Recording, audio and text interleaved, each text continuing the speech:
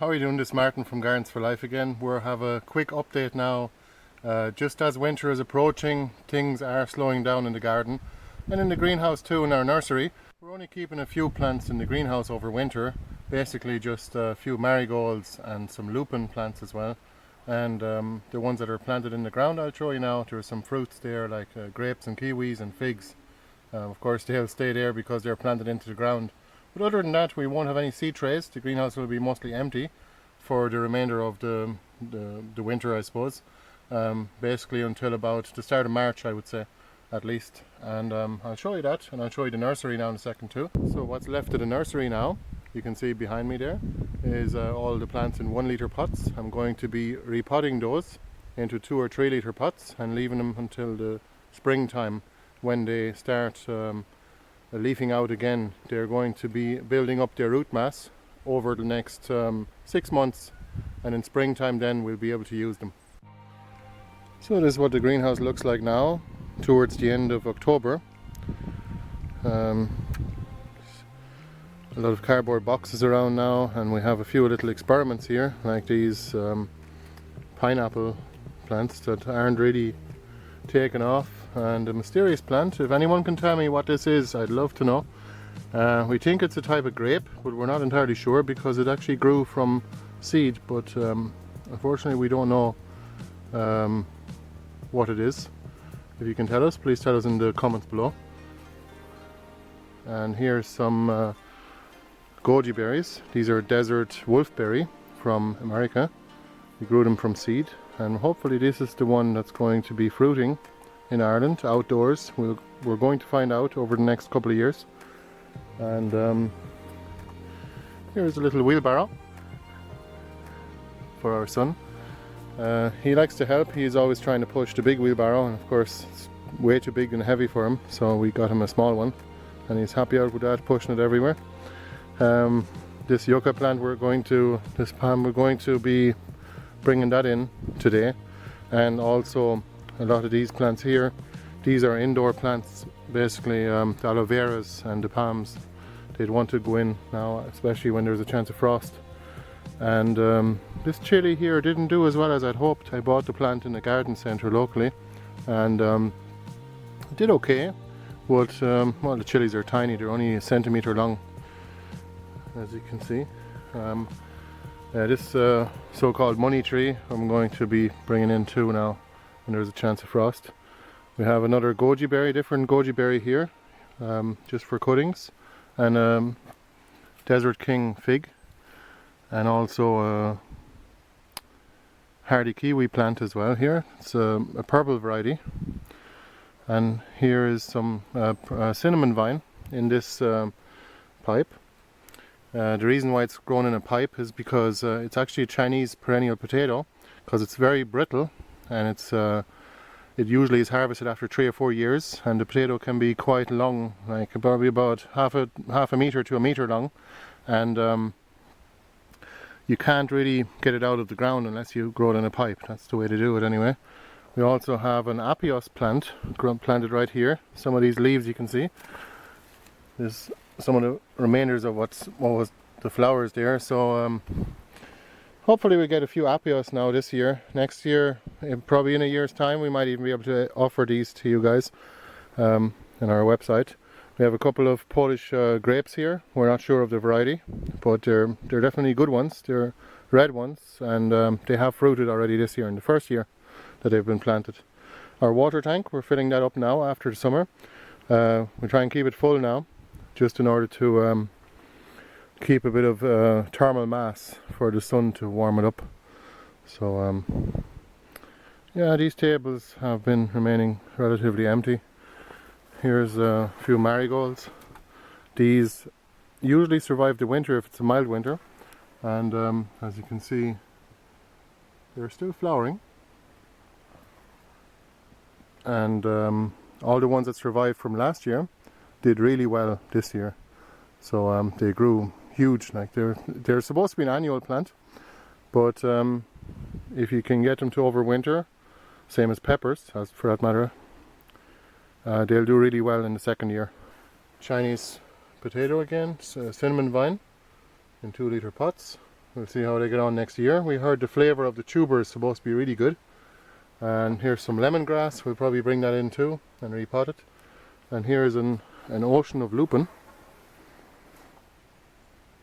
These are a mixed colour.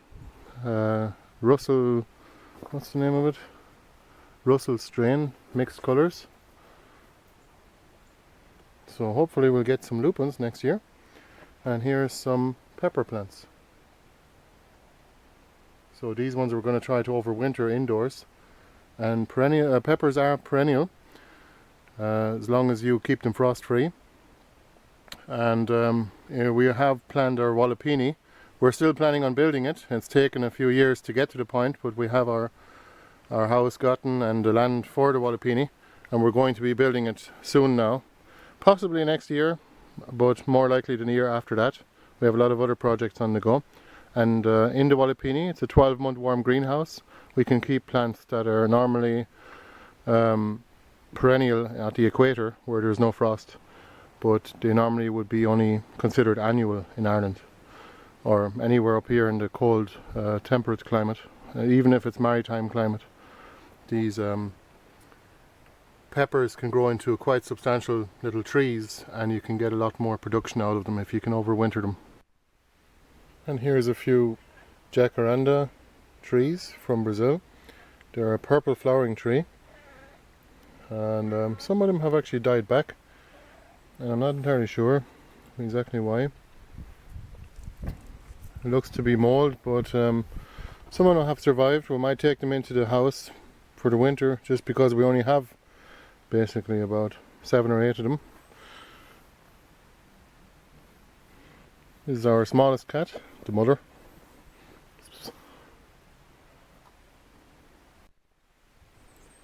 So in our nursery we have a few plants here that have been rooted cuttings that have been potted up, and some of the 1 litre ones have been potted on as well, that were grown from seed. And here we have a few remaining rooted cuttings that will be repotted before the spring. A lot of them grew quite a substantial root system, and here is our 1 litre plants. These are basically small plants that take about 4 months to grow from seed, and there's a few left. This is already a second batch. And some of these, this and rhubarb, some of the hollyhocks way over here, they're also the second batch as well. And we're going to be repotting all of these into 2 or 3 litre pots for next year, so they'll grow bigger and they'll have more space to expand their roots into and more nutrients. These are butterfly bush and hydrangea. We have a few different hollyhocks here, pink hollyhock and black, jet black hollyhock, and peach, and some peppermint right here. All these. This is some kale here. This is the red Russian kale and the perennial kale from Portugal, or Portuguese kale, and it got fairly battered in the caterpillar season there, but it's coming back strong, so it's fine. Honestly, there's no point in spraying things or trying to worry about the caterpillars too much when you can just let them take some of the leaves, and then the plants will actually come back, especially if it's perennial kale. So here we have a lot of the new type of oca grown in 12 litre pots or buckets, and this is a purple variety called Strawberries and Cream, and we'll be able to offer that to you guys now in the winter time, probably from the start of December onwards. We'll you can check our website if you're interested in those. We also have this is a thornless blackberry plant that has been just tip layering along here in our nursery, and we're going to be removing it eventually. It's just that at the moment it's just very productive. It's actually producing a lot of plants for us every year. And here's a lot of strawberry plants that we're going to remove and basically put into a different location. So down here at the bottom of our nursery we have more of these thornless blackberries. And you can see they're still fruiting. This is the end of October now, which is pretty amazing. They're not the sweetest of berries, but still they're worth eating.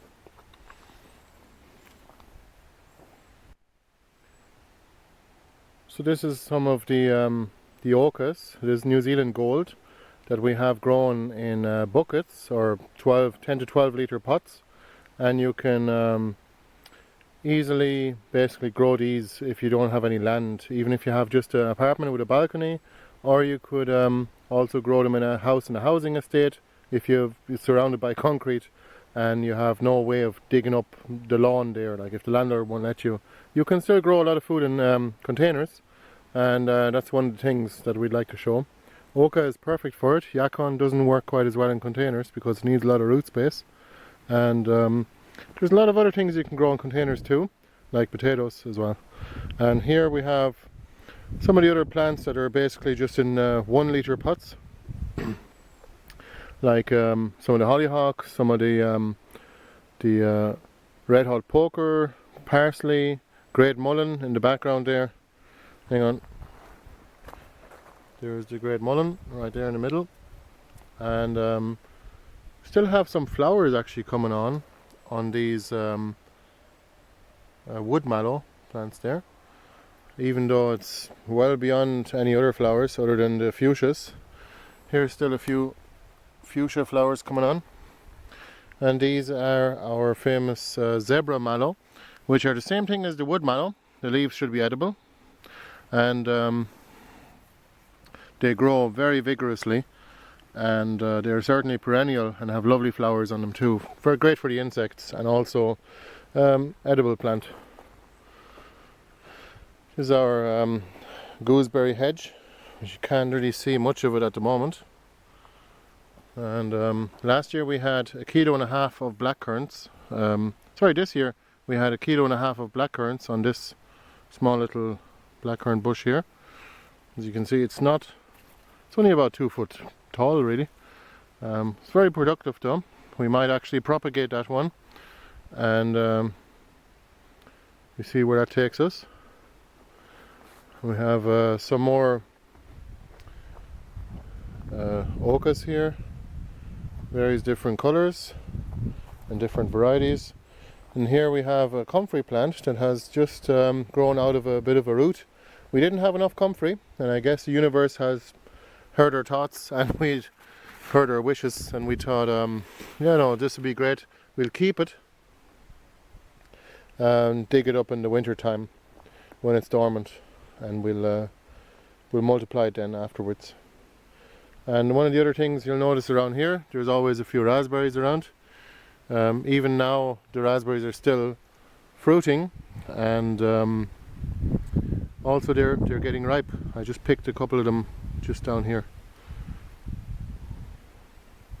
So even at the end of October you can have raspberries. And here's our little experiment. We grew basically 3 different types of tubers. 2 different varieties of oca, mashua, and the sunchoke or Jerusalem artichoke, which is this one here, the tall one, in buckets or in 12 litre pots, and we're going to be raffling these off to anyone that signs up to our email list on our website. We'll put a link below in the description or in the comments if you want to enter.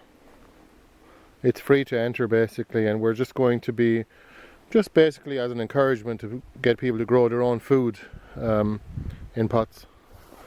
And we'll do a harvest video on these too soon enough, once they've all gone dormant, which is probably about either mid-December or sometime around then.